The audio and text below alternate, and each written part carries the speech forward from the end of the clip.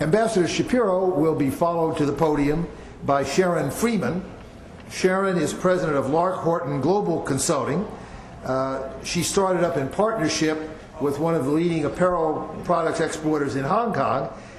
She's involved in assignments in over 100 countries with exporting and importing from both.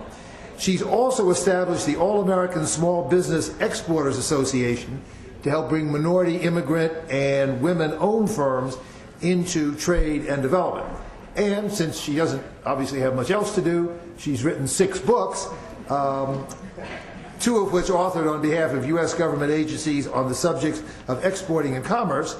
And her latest book, which she informed me of today, is entitled China, Africa, and the African Diaspora, which has to do with how Africa has been affected by the advent of Chinese business and trade. It addresses Africa, as she puts it, before and after the Chinese. So she's got a lot of very interesting perspectives. Our third speaker is Dennis Hightower, who's Deputy Secretary of Commerce since August of this year. He's in charge of general management of the Commerce Department. He drives its efficiency and effectiveness through its 12 bureaus. And Dennis comes as a seasoned business executive with extensive global management experience, most recently as CEO of Europe Online Networks, a privately held broadband interactive entertainment company based in Luxembourg. For about 10 years, he was a senior executive at the Walt Disney Company and president of their Consumer Products Europe, Middle East, and Africa section based in Paris.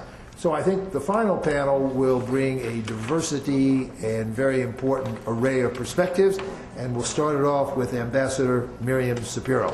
Miriam.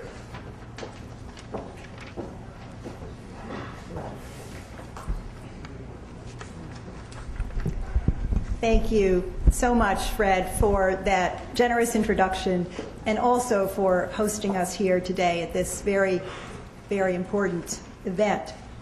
I want to thank Deputy Secretary Hightower for joining us, as the Commerce Department truly does an incredible job of helping aspiring exporters to get the resources that they need to succeed in the global marketplace. I also want to thank Sharon Freeman for her leadership in the export community, which is truly extraordinary.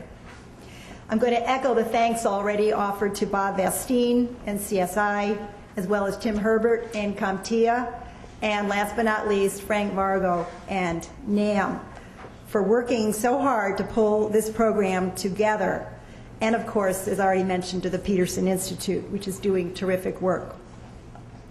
I also want to thank the panelists that we heard from, both on this session and the previous session, for sharing their views with us. I found it incredibly helpful and think that all of us have benefited from the very rich discussion and from the conversations that will continue to take place between the small business community and USTR, as well as other government agencies.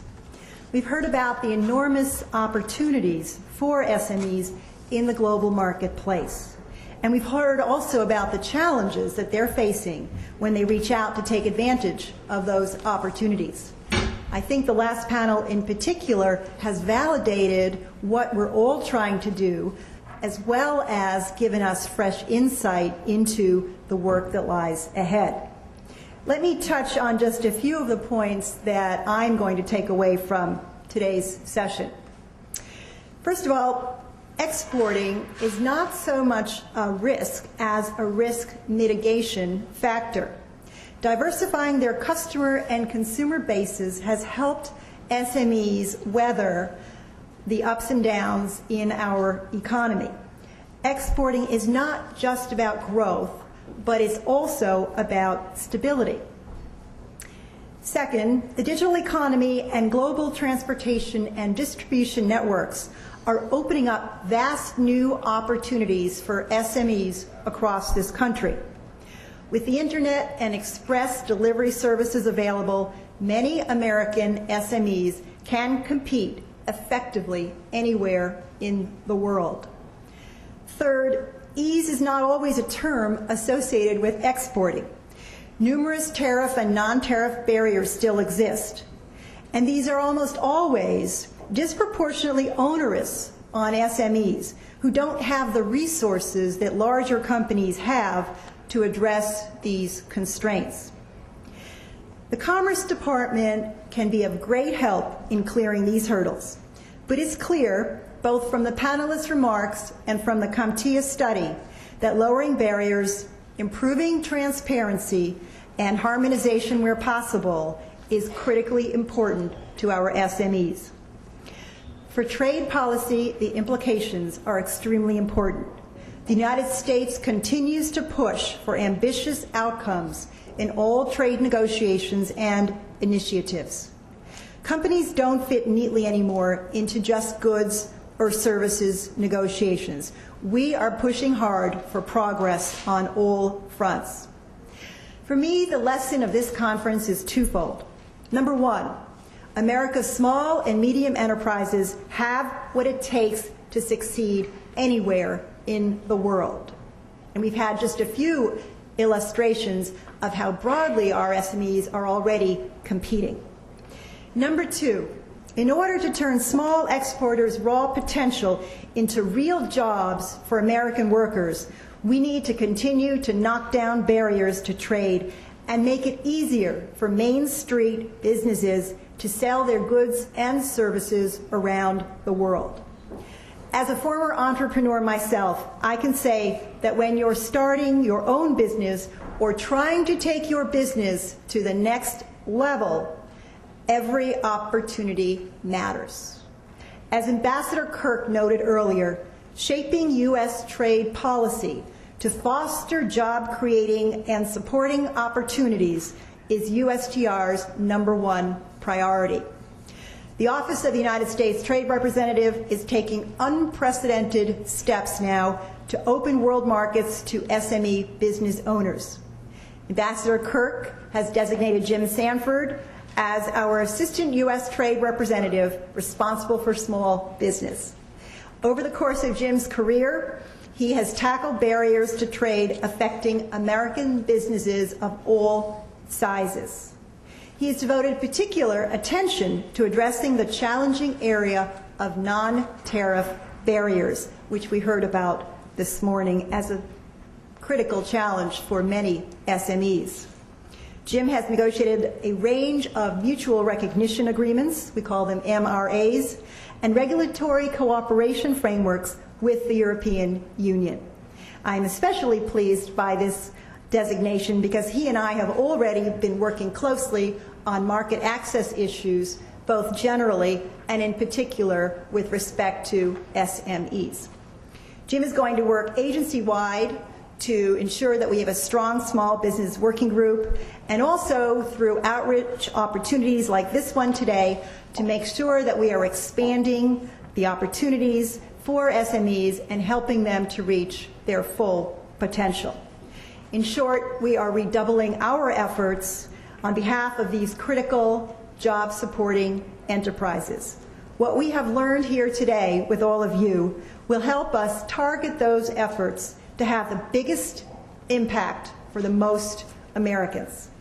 I invite you to join USTR as we move forward with our SME Business Initiative and follow our progress on our website, which is www.ustr.gov. Thank you all so much for your time today. I'm very excited by the work that lies ahead and looking forward to having a strong dialogue with all of the SMEs, not just those here today, but really spearheading an outreach effort so that we can help all of them across this country to do what we all hope they will, and that is to reach their full potential. Thank you.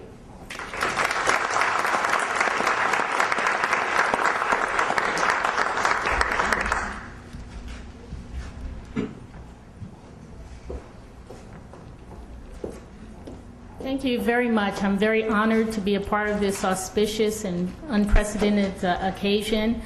This session is happening a little different from what I had anticipated, so I'm going to say 6 things off the cuff. Okay, and I hope that my points come through clearly.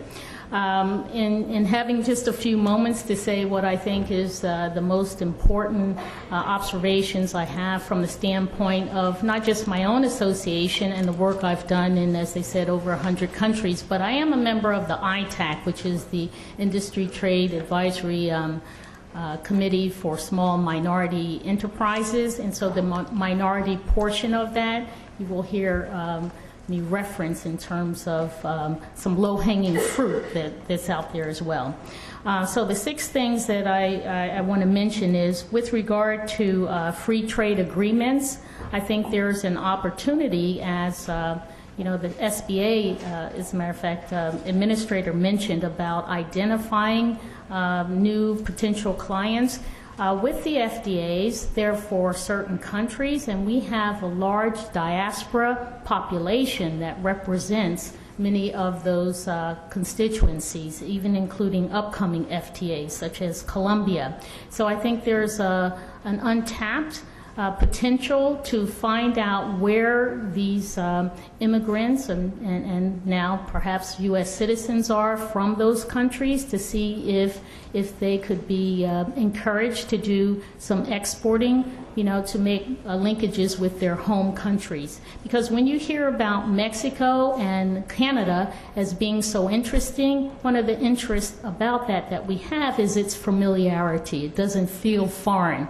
Well, these foreign countries don't feel foreign to their diasporas either, and they have home country linkages. So I think we should systematically study how to get to them and how to encourage them with incentives that matter to take advantage of the free trade agreements. Another issue about the free trade agreements that I underscore, having worked recently actually in many countries, including Colombia, Bahrain, where we have these agreements, I'm hearing from their SMEs, and one of the reasons why it's hard to get some of these FTAs going. Take the case of Colombia, for instance. I went to 4 places within Colombia, and the SMEs were asking me to explain what a free trade agreement is. What do they get out of it? They were, in fact, very upset. They feel like it's not in their benefit, to their benefit somehow. So it takes a while for those countries to explain to their own SMEs, this is what you're going to get out of it. By contrast, I worked in some of the CAFTA countries recently, and that's already an agreement. And small businesses are there saying, how can we connect with small businesses in America? What are we getting out of this? It can't just be for the big companies. So the implication of that point is that more needs to be done to create SME business linkages. And very systematically, I mean websites and other media form to connect SMEs by sector and industry between these countries where we have these agreements, so that everybody can see what they're getting out of that. Now, this is a subtle point, but I think important regarding financing, and particularly for XM, because I actually was on its advisory board for 2 years previously, and this is an interesting point. Advocates for XM often talk about how much money XM may have to do financing or guarantees, but here's the interesting point. We're not talking about necessarily as being the problem how much they can actually lend or guarantee. One of the issues is the amount of budget they have for their overhead. Because if they don't have enough overhead administrative money, they can't actually go out there and hustle those deals. And the implication of not being able to do this, and here's where the subtle point is, and it's an important one. You know, they have delegated authority lenders, and they know a lot about the export community in this country. But when they guarantee a deal, they have to ask the bankers over there, is that buyer okay? Okay, that takes overhead money. And not just the overhead money, what I would really like to see, I don't know if I'm out of line here, but whatever. What I'd like to see is for the XM to be in a position to be able to ask those bankers over there to give us more information about potential buyers. So it's coming at it from the other way around. Okay, you are a supplier here, but for those of you who are new and you don't know, and how about profiling just in general a number of the buyers over there that are in good, strong financial position? Well, who knows that? Who knows that is actually the bankers over there. And so more needs to be done to take advantage of what is already out there. Now, learning, this is my other theme of what I have to say.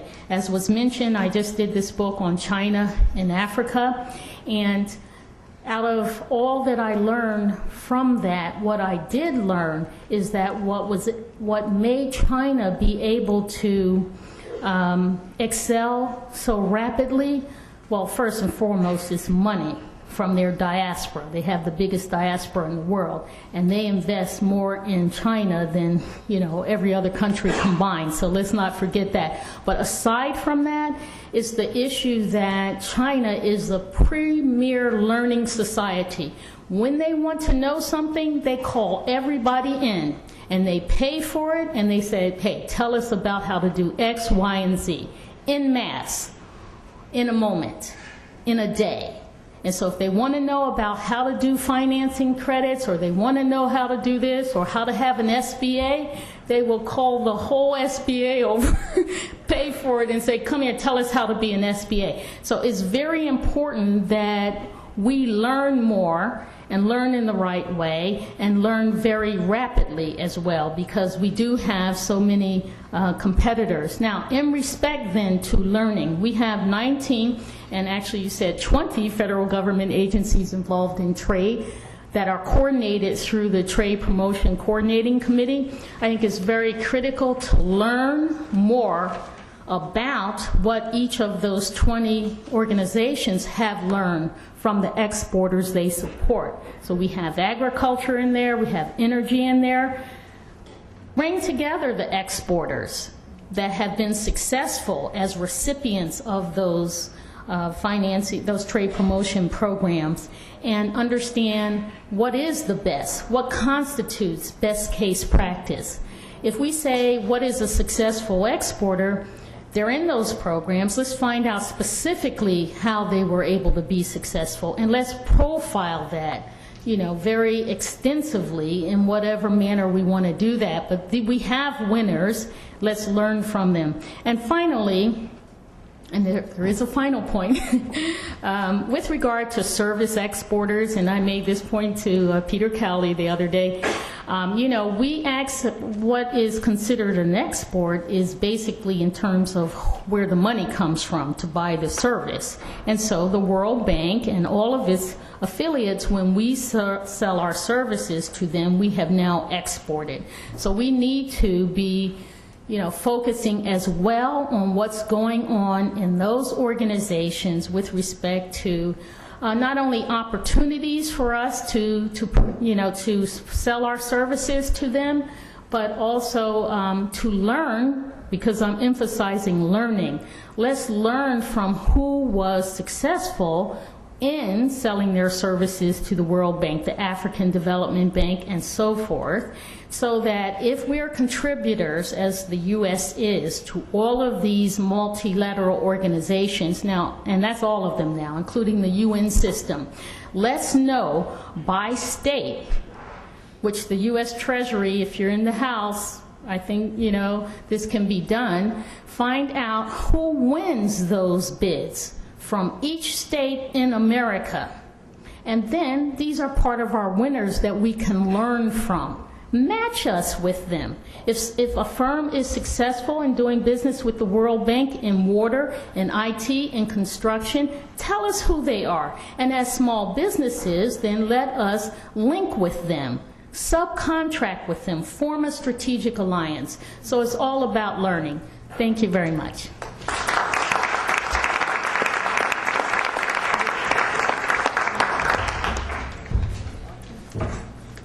Thanks very much to both Miriam and Sharon, and they'll join me here on the panel in a moment to have a final discussion with the audience.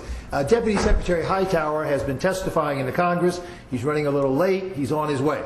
So I'm going to make a couple of remarks, and then we'll go up and form the panel, if he's still not here, and open it up to final reflections from the group. What lessons have you drawn from the conference? What new ideas do you have? What further suggestions do you have, particularly for our friends from the government, for policy steps they ought to address? I just wanted to make 3 or 4 quick comments myself in that vein. The first is really to pick up on Sharon's first point about diasporas. We actually did a study here at the Institute a few years ago on the Korean diaspora, which of course is very big in the United States. It's very big in this area. It's very big in Los Angeles. It's very big in New York. Particularly if we get to a U.S.-Korea free trade agreement, one would think that the Korean diaspora could be a huge asset. And we ought to use it more aggressively, more explicitly, more proactively than I think we have so far. And in that particular case, we happen to have done some work on it. I mentioned in my opening remarks this morning several policy areas that could be very helpful to export expansion programs. We've talked a lot today about very hands-on relations between different parts of the U.S. government, the small business community. I think those are all critically important, particularly for SBA and SBE involvement via the SBA, the Ex-Im Bank, the USTR, the Department of Commerce's programs, and a lot of others. And if we've played a role today in helping bring business and government institutions together, that will be a huge, huge success. Beyond that, there are 3 or 4 areas that are important, and all of them have been mentioned more or less today. One that I ticked off at the start was exchange rates. We have for you, as you go out, if you want to pick it up, our latest study here at the Institute of equilibrium exchange rates. We constantly analyze whether the dollar is about right in terms of reflecting underlying competitive positions. And we do it against 30 other major currencies, and you can see what our latest view is on the relationships. The reason that's important is because our studies show that every 1% move in the trade-weighted average exchange rate of the dollar is worth about $20 billion per year of U.S. exports. In other words, if the dollar were to go up 10%, as it did year before last, it hurts U.S. trade to the tune of something like $200 billion per year, and that translates into something like 1.5 million to 2 million jobs, given those job-to-export ratios that I mentioned before. By contrast, when the dollar comes down substantially, as it has over the last year, essentially now back to where it was before the global crisis started 2 years ago, that's a huge boost to U.S. exports and competitiveness, and we heard some comments on that today. What our study shows is that the dollar is not now overvalued in a general sense in the world, but there is one huge currency misalignment, which most of you know about, the huge undervaluation of the Chinese renminbi that's forced by deliberate Chinese policy. One of the panelists talked about the export incentives given by the Chinese government to their exporters. I would add to that their aggressive intervention in the currency markets to keep their currency underpriced, which is, I think, the biggest export subsidy of all. And that needs to be dealt with. The latest Nobel Prize winner in economics, Paul Krugman, estimated in his New York Times column a couple of weeks ago that the Chinese undervaluation alone is costing the U.S. something like 1.5 million jobs that we would otherwise have. Now, we here at the Institute do a little more sophisticated analysis, think that number is probably a bit high, but even if it's overstated by 3, it's a big number. And so the exchange rate issue is very important, and as all of you enter markets, play an active role in foreign markets, I think it's important for you to let your friends here in government know what exchange rates may cause you trouble and which ones they ought to go after. The way the U.S. government is set up, of course, USTR is not going to do that per se, Commerce not per se, that's Treasury, the Fed, but letting your views be known on that is terribly important. A second big area is what we've studied here under the rubric export disincentives. Policies that the U.S. carries out, sometimes for worthy reasons, but which nevertheless hurt our export effort. And these are particularly, of course, the export controls that are done for alleged, sometimes real, purposes of national security and other reasons. We did a study on that about 10 years ago that suggested that the U.S. was losing $25 to $40 billion per year of exports because of our own export controls. Now again, there could be a legitimate debate, say, well, that's necessary to keep high technologies from going to our potential military adversaries. But when we did that study originally, Ron Brown, then Secretary of Commerce at the start of the Clinton administration, used it to get a significant liberalization of the export controls at that time. So the number probably came down. On the other hand, new controls have crept into the lexicon since that time, and that too raises a set of issues. So again, as you work with your colleagues in government and try to foster a better environment for your own export activities, let people know when those export disincentives hurt. A third big area, trade policy, was mentioned several times. Obviously, when other countries negotiate free trade agreements between themselves, and the U.S. is excluded and discriminated against, that hurts our exports, and people need to hear from you on that. That's particularly unfortunate and ironic, like in the case of Korea, where the U.S. negotiated an FTA. The Europeans then negotiated an FTA so as not to lose out to the U.S.-Korea deal, but now the Europeans are implementing their agreement at the end of this year or earlier, before, undoubtedly, we put ours in place, so we wind up on the short end of the stick. Now, if there's an example of shooting yourself in the foot that's clearer than that, I'm not too sure what it would be. But we know the domestic political debate over issues like that, and the point here is the need to mobilize the pro-trade efforts to generate political support that will enable agreements of that type to be put into place and passed by the Congress, and of course first initiated by the administration. There have been studies, one I know that was sponsored by the Chamber of Commerce, that suggested that the failure of the U.S. to follow through even on the 3 free trade agreements that have been negotiated but not passed, Korea, Colombia, Panama, are costing the U.S. something like 300,000 jobs. Well, again, the number may be a little large, but even if it's overstated by a factor of 2 or 3, that's a lot of jobs. So in a world where the overriding objective is to create jobs, bring unemployment down, strengthen the economy, we're passing up opportunities in all these areas that need to be pursued, and which this community, the export-oriented trade community, particularly with the strong political influence that many of you in the SME community have, needs to be mobilized, needs to speak out, needs to work with your friends and colleagues in government and elsewhere to try to get constructive and positive policies carried forward. Okay, with that said, a few remarks. I would like to ask Miriam and Sharon to come up to the platform. We'll kind of form a final panel. When Secretary Hightower gets here, we'll turn to him immediately, and that may put him in the cleanup spot for the whole conference. But in the meanwhile, I'd like to invite all of you in the audience who have remarks to direct to the group as a whole, to Miriam from USTR, to anybody else, to please come up to the microphone and speak your piece. So the floor is now open.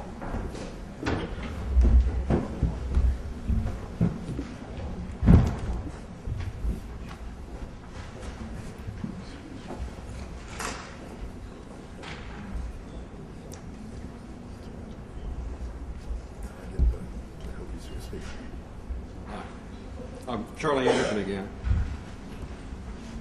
Before this conference, I had a different attitude toward the U.S. Department of Commerce on exporting. My only experience with them in exporting so far is a letter I received 2 years ago in which they noted my receipt of funds electronically from the Caribbean, and in very firm tones reminded me of the export restrictions on intellectual property. This is a very different view of the Commerce Department that I have seen today.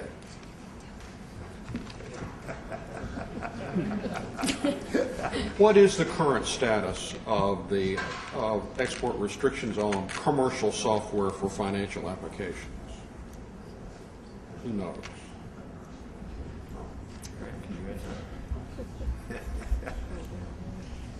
Charlie, let me just say I very much enjoyed your remarks on the panel, along with the other panelists. This question best directed to my colleagues from the Department of Commerce and also Department of the Treasury. So if the Deputy Secretary is able to join us, he might be in a position to respond. Or Rochelle, do you want to Let me just offer say some that thoughts? Rochelle, why don't you come up and, in fact, why don't you go up and join the panel? Let me just say that the Secretary of Commerce has made it one of his top 5 priorities to look into the whole export control regime, and has undertaken a working group so that we can address those export controls that have been in law since, I guess, the 60s.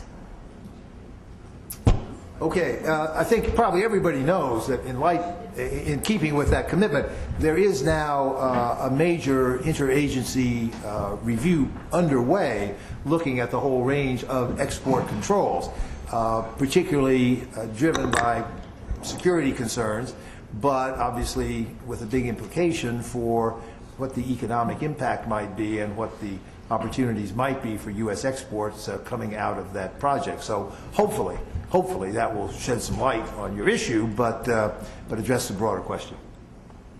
Yes, ma'am. Hi, my name is Liz Riley. I'm the director of the Trade Routes Program at the U.S. Chamber of Commerce, and work very closely with the Foreign Commercial Service, Rochelle, and we do trade education programs throughout the country, specifically with small and medium-sized companies. So forums much like this, but kind of out in the real world in all of the states. One thing that I just, because we had the opportunity, that I just wanted to mention was one of the things that the last panel referred to was, what can be done more on the government. And there actually is some good legislation in place that I just want to bring to the floor. And it's a Senate bill that Senator Landrieu and Senator Snowe have been working on. It's 2862, and it's the Small Business Export Enhancement and International Trade Act. And one of the pieces in that actually has a system for small and medium-sized companies to apply for grants and to engage more in the international marketplace. So, for example, to turn their websites into other languages, to get grants to go to trade shows, to do international travel, that sort of thing. So that's just a really good piece of legislation that the U.S. Chamber's behind, and I just wanted to mention that to the floor. The question I had is, one of the things that my division does is we have a series called Bases of Trade, where we profile small and medium-sized companies that are doing international business. And those stories are really easy to tell, I think, on the manufacturing side. And what I would just like to have a discussion about, or maybe get your thoughts, is how do we do a better job telling the story of the services industry? Because I think services as a whole is something that everyone says, we're doing a great job on services. We have a surplus in services. And then we don't know how to kind of keep that conversation going. So I would just sort of throw that out to the panel and like to get any of your thoughts on that.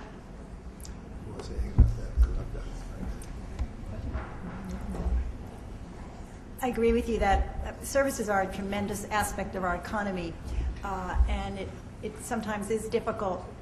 Sometimes it's difficult to translate that in a more concrete way, especially when we're talking about SMEs. That challenge is one that I've noticed as I look through the report that was prepared by the ITC and also CompTIA. Jim Sanford and I have already had a discussion about coming up with an action plan for USTR on what we can do across our offices to make sure that we are taking advantage of every opportunity to help promote SMEs in the trade arena. And our services office, services and investment, is going to be an important part of this equation. And how we factor that in is something that's going to be a challenge, but very important one to do. And we'll also work through the interagency process to make sure that we're plugged in with the Department of Commerce, with SBA, with XM, and the other players that together can help us achieve the goals that we've laid out today. One of the problems with services trade that all of us are aware of that have worked on it over the years is a paucity of data and analysis. There has simply not been the same body of underlying understanding of the services sector that we've had for many years for manufacturing. And that's made it harder for the government, admittedly, to pursue an active program to support liberalization of services markets around the world. Therefore, we at the Institute undertook a really major study about 3 years ago to try to pull together the different data sources on services to try to figure out what services are tradable, what the opportunities are, and how we might realize what we all think is a huge potential. One of our senior fellows, Brad Jensen, has been leading that study. He's one of the world's great experts on trade in the manufacturing sector. He's done definitive work on that for the last 20 years. He's now applied those same talents to the services sector using what we call a micro data approach, bringing together the census data, commerce data, other data, and has come up with, I think, some enormously helpful breakthroughs in understanding of the services sector and therefore how we might proceed with policies on it. So Brad, you're here. Give us a snapshot of what you've come up with and how it might be helpful on all these topics we've discussed. Thanks, Fred. I did want to applaud the organizers for having what I thought was pretty good representation from the service sector on a number of the panels, which I think is uncharacteristic but a hopeful sign. We have learned a lot, I think, from the study that the Institute has undertaken about the potential for services exports. We see that tradable services within the business services sector is actually larger in terms of employment than the manufacturing sector. So the potential seems to be enormous. We also see that this professional services sector is populated more predominantly than the manufacturing sector by small and medium-sized enterprises. So again, for purposes of this discussion, the service sector, business services, and potentially personal services are an area that seems ripe for export promotion. We see that when we look at individual service producers, they are much less likely to participate in export markets than manufacturers, even when we control for, to the best we can, how tradable those services are. Much less likely to participate in export markets. When we look at their exports to sales ratios, they're about the same as manufacturing, suggesting that there are, we think of services as being quite tradable. Think software, things like that. But exports to sales ratios are about the same as they are in manufacturing, suggesting that there are significant impediments to trade, whether those be language, culture, or regulatory impediments. So I think that there's a lot of work to do on understanding what those impediments are. I thought today's conversation was good. I understand that the Deputy Secretary is here, so I'll cut my... But Brad, thank you. I think that'll be very helpful in providing a base for trying to pursue a more aggressive effort on the services side of all this, and we'll try to build on that coming out of this conference as well. Okay, Deputy Secretary Hightower has arrived. I've already introduced you. The floor is yours. You're the cleanup hitter wherever you wish. Okay, thank you. Take the podium. We're glad to see you. You're the cleanup man for the whole conference. Okay, well, first of all, let me apologize for being late, but small and medium-sized businesses are of interest to everybody. So I just left Capitol Hill with the science subcommittee of the Senate, and that's all we talked about this morning was how we're going to help kickstart the economy and help the 95% of the, as my old friend Irv Williams said, my gosh, we used to go to camp together. We used to swim together. Oh my gosh. I have to really be careful about what I say. But no, it's certainly a subject of extreme importance, and the fact that it's taking this amount of attention is certainly appropriate. But certainly my pleasure to be here with the Deputy U.S. Trade Representative Miriam Sapiro and the illustrious members of the panel. And we are here today to talk about how we chart a road ahead for economic recovery. And I really can't think of a better group to talk with about this than leaders of small and medium-sized businesses who are assembled here this morning. Because really, when you really look at it, you are the real engines of growth and dynamism in this economy.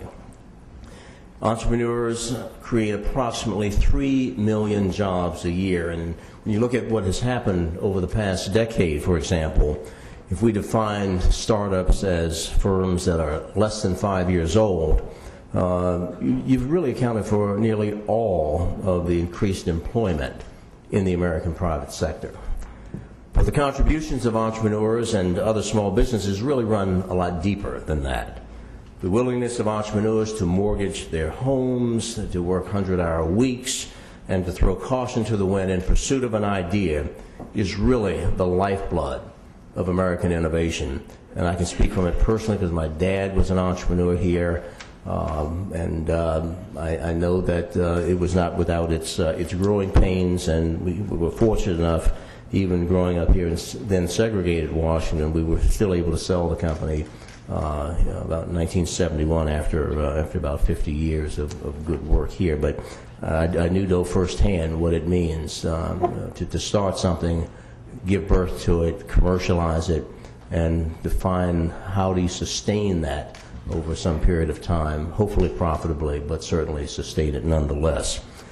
And with this in mind, the Obama administration is really making the promotion of entrepreneurship and private sector innovation one of the centerpieces of its economic recovery agenda.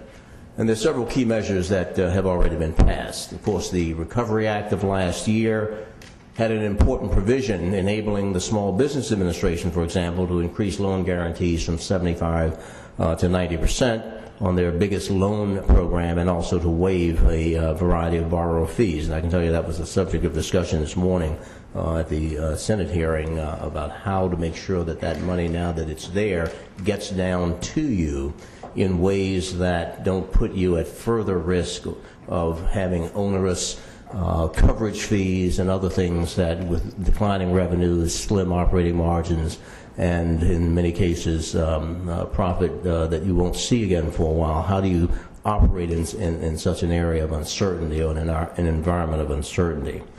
So signing of the Recovery Act, the SBA loan volume has really gone up about 60%. The President's 2010 budget included a provision to reduce to zero the capital gains on investments to small or startup businesses.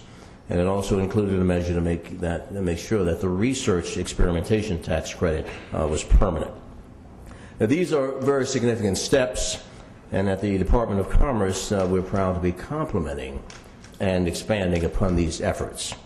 Right now, we've set two particular priorities that will be a boon to America's small and medium-sized businesses. The first is export promotion. And I think this is one of the undervalued aspects of what's going on today. Exports are a growing and substantial part of the U.S. economy. If we look at the gross domestic product, at least in 2008, they accounted for about 13% of our GDP, and which is almost 3 times as high as it was in the 1950s. And today, however, less than 1% of American companies export. A significant percentage that is significantly lower than that of almost any other developed country. And of those companies that do export, 58% only export to one market. So increasing the absolute number, and then even by some small percentage increasing the number of countries that those who already export to, you just do the math, with 13% of the GDP, you've got job creation built into those kinds of numbers. We at Commerce believe we do have an array of tools to help businesses enter the global marketplace, and this includes our commercial service officers in about 109 offices here in the United States, and in about 77 countries throughout the world, who actually will find the international partners and customers for your business. In fiscal 2009, despite the global recession, our commercial service was actually able to increase the number of companies successfully assisted, with nearly 5,600 companies reporting a success, which is a 3% increase from fiscal 2008. And of those firms, over 58% were small and medium-sized companies. Our continued focus on SMEs helped 832 firms export for the very first time, and 2,876, very specific number, enter a new market. And this is an increase of 95% and 31% respectively from fiscal year 2008. So once you find your way, if you think about the spectrum that Commerce operates off of, if you think of the business cycle from inception to commercialization to maturity, we sort of touch you and intersect with you at every point along the way, whether it's at PTO, Patents and Trademark, when that idea it first germinates and you get that patent and the trademark, to manufacturing extension and assistance programs, technical programs, where you come into the opportunity to export, and you get to ITA and a lot of the export and trade programs that we have in place. We are part of what you do and are there to help what you do anywhere along that spectrum. And in the weeks ahead, you're going to hear about some other measures that we're taking at Commerce to further expand these trade promotion efforts. Because some of the work we've already done, and Rochelle may hit on some of that at ITA, is that we've done some numbers that suggest that for every roughly $95,000 of export value, that creates a job. So just roll that number back to 13% of the GDP, and there's a lot of opportunity, a lot of untapped opportunity, a lot of latent potential sitting here, ready to be exploited. The second agenda item that should be of interest to all of us is the issue of technology commercialization. We're working extremely hard now to make sure that the basic and applied research that occurs in our government-funded research labs and universities can really be more easily accessed by entrepreneurs and other private sector innovators to create useful products and services in the marketplace. I mean, it's a great thing that DARPA, is the reason why we've got all these great navigation tools in cars today, and it's a great, tribute to NASA that you can determine, how firm or how rigid you want your mattress. But, there are other things that we can do with that $150 million of funded research coming out of a lot of our universities, and to make it a partnership with you to figure out how you can take full advantage of some of these new programs. And this particular office, along with a new National Advisory Council, which is part of this new Office of Innovation and Entrepreneurship that the Secretary of Commerce, Locke, introduced just before Christmas. This is really going to help drive a lot of our policies across the administration that will help entrepreneurs translate these new ideas, products, and services into some form of economic growth.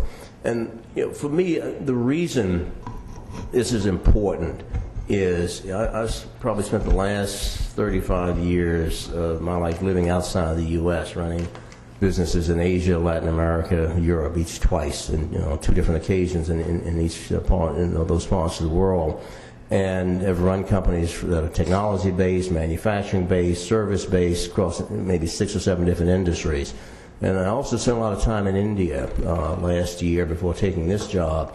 And one of the things you come away with, you are startled and surprised and chagrined when you go down to Bangalore, and those of you who've been there will know what I'm talking about. You go through those high-tech centers down there, and all the usual suspects are there, whether it's Philips, Siemens, Oracle, you name it, they're all there. What's stunning and surprising and somewhat ominous is the fact that as you go through these centers, you see who's doing the work. They're almost all under 30 years old, and they have PhDs in these esoteric disciplines that you need a dictionary to kind of figure out what it is they're talking about. That's what's driving this. And this is what we used to do extraordinarily well, and what we've got to get back to doing extraordinarily well again. And I don't want to suggest that I'm here promoting industrial policy, but we got to figure out how to get this done and get back because what they've done, and I've seen it as I've lived around the world over the last 30 years, is that they basically stepped back and they picked off the best things that we did, the best things that Europe did, and they said, okay, they're the fathers of these young children or young people, or their grandfathers competed with me. They went to MIT, they went to Caltech, they went to Carnegie Mellon, they went to Rensselaer, they went to Stanford, and they stayed here. These young people don't need to do that. The Indian Institutes of Technology have figured it out. They've created a middle class, a growing middle class. They've created job opportunity. They've created an environment for innovation and creativity that keeps those resources, that human capital, in that country. And now we are not only competing with companies, We're competing with countries again. When I lived in Japan back in the early 60s, it was Japan Inc. I was there the day that media decided that they were going to take over the electronics industry, and all the money for Sony and Matsushita, Toshiba and the like was all there at no interest, and all these other, sort of launch aid to make sure that they had primacy in that industry. And guess what? They did. So we're facing the same kind of thing again, and we've got to just get ready for it. So as we think about entrepreneurship, innovation, all of these things, we've got to focus our attention on you all who are the companies that drive it. As I said, 95% of all the business done in this country is done by small, medium-sized businesses.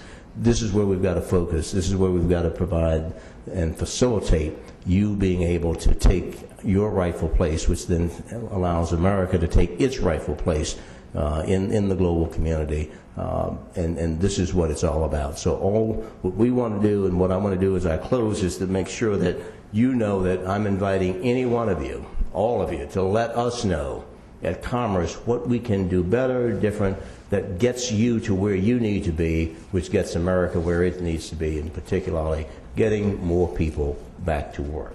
It's all about the jobs. So thank you very much. Mr. Secretary, thank you.